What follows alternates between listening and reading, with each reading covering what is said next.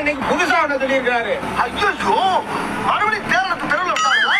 அப்படியாங்க எலெக்ஷன் டைம்லாம் சொல்ல மாட்டாங்க. இல்லங்க சொல்லியிருக்காரு. அது என்னன்னு கேட்டீங்கன்னா தலைவர் பிரபாகரன் அவர்கள் சாப்பிடும் போது மான் முருகா கொடுத்தாராம் சாப்பிட சொல்லி. போட ஜிம்முக்கு போ, பக்கத்துல போ, ஓடு, விளையாடு, சாப்பிடு, போடுற. என்னை எங்க தலைவர் வந்து முதல்ல சாப்பிடும் போது மான் ஊறுகாய் சாப்பிடுங்க நம்ம. என்னை எங்க தலைவர் வந்து முதல்ல சாப்பிடும் போது மான் ஊறுகாய் சாப்பிடுங்க நம்ம.